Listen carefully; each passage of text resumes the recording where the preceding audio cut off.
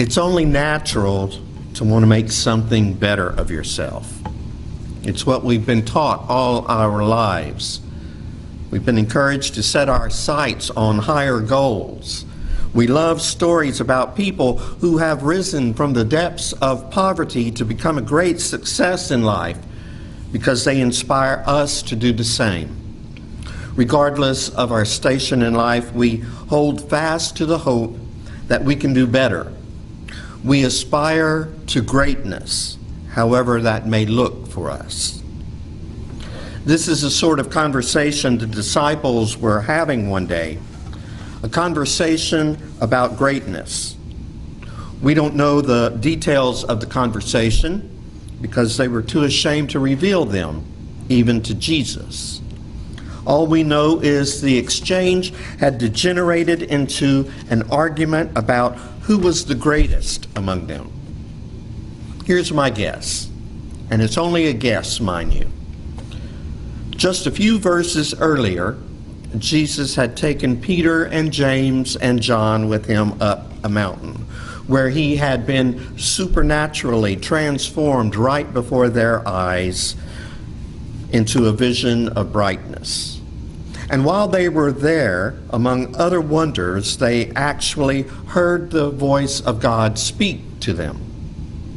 My guess is that Peter, James, and John may have seen themselves as more privileged and therefore greater than the other disciples for Jesus to have chosen to share this event with them. And that probably wouldn't have set very well with the other disciples, leading into an argument about who was the greatest. Episcopal priest Adam Thomas describes this as all part of a linear model of relationships that you and I experience every day. We live out our lives, it would seem, in lines. There's the line at the bank and the line at the grocery store. The traffic comes to a halt as a line of children make their way to the other side of the street at the crosswalk. People camp out in front of stores on the day after Thanksgiving in order to be as close to the front of the line as possible so they can get the discounted store item before anyone else does. We stand in line waiting our turn at the bathroom to relieve our bladder and at cafeterias and potluck socials to satisfy our appetites. But the problem with lines is you are behind me and someone else is behind you, and the only things any of us see are the backs of the heads that are in front of us, which makes conversation difficult.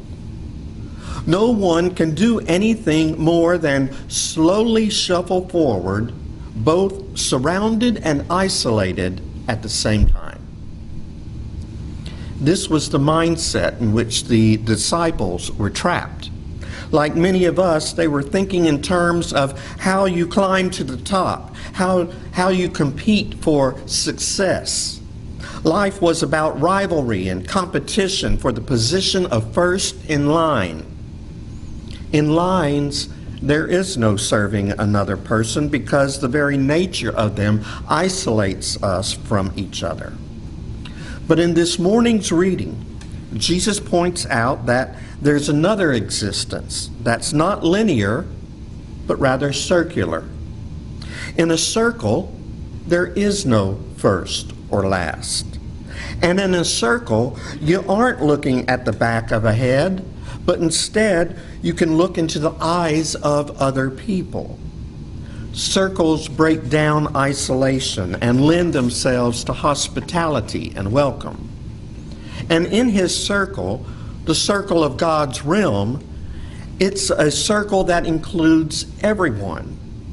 Everyone is welcome in God's circle, including and especially the least among us.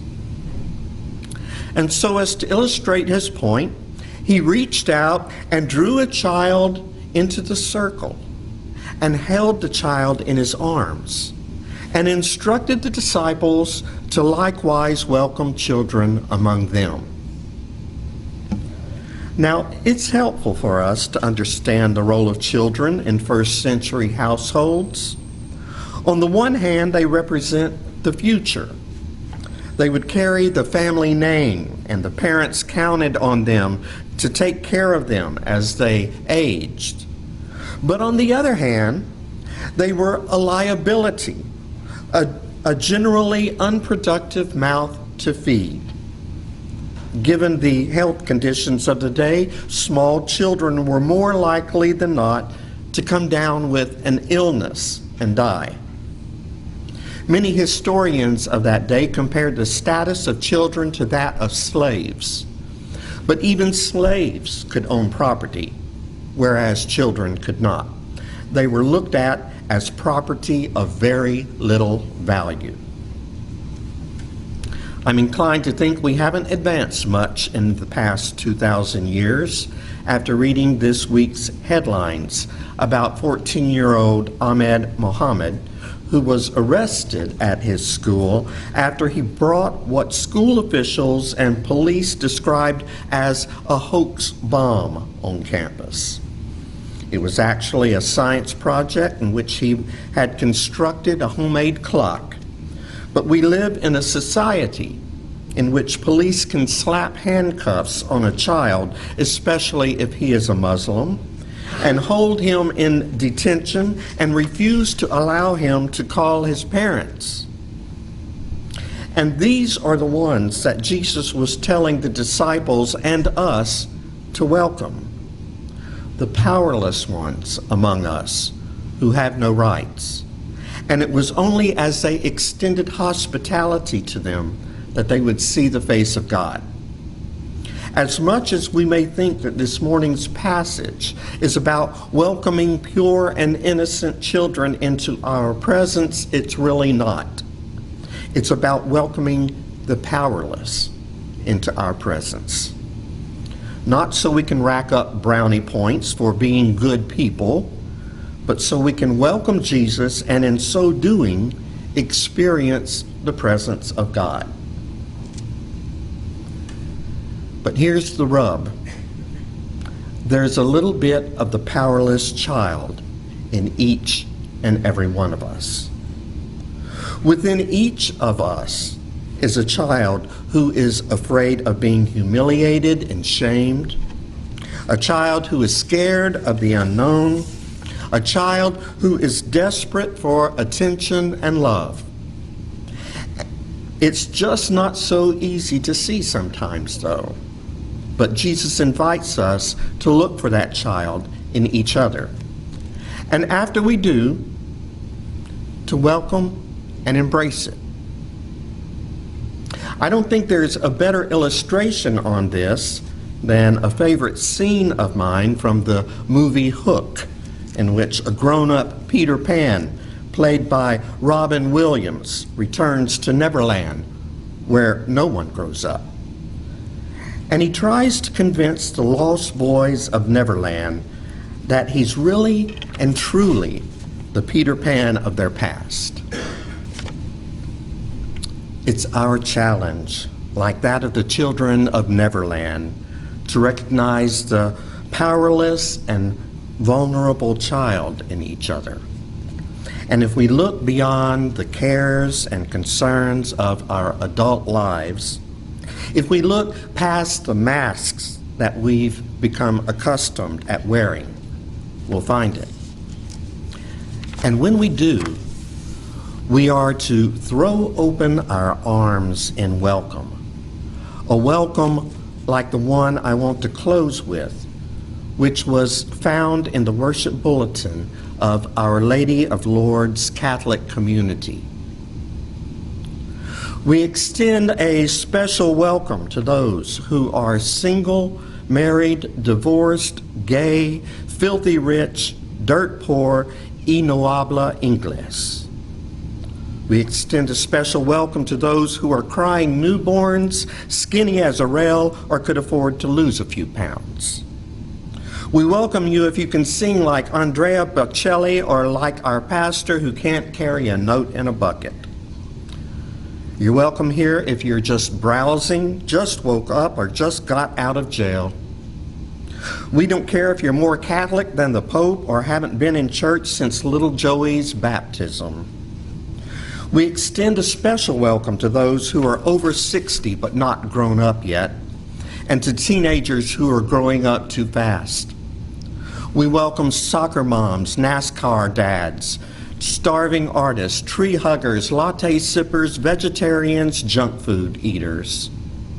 We welcome those who are in recovery or still addicted. We welcome you if you're having problems or if you're down in the dumps or if you don't like organized religion. We've been there too. If you blew all your offering money at the dog track, you're welcome here. We offer a special welcome to those who think the earth is flat, work too hard, don't work, can't spell, or because grandma is in town and wanted to go to church. We welcome those who are inked, pierced, or both. We offer a special welcome to those who could use a prayer right now, had religion shoved down your throat as a kid, or got lost in traffic and wound up here by mistake. We welcome tourists, seekers and doubters, bleeding hearts, and you. May you see the face of God in the powerless and the vulnerable children you encounter within everyone you meet.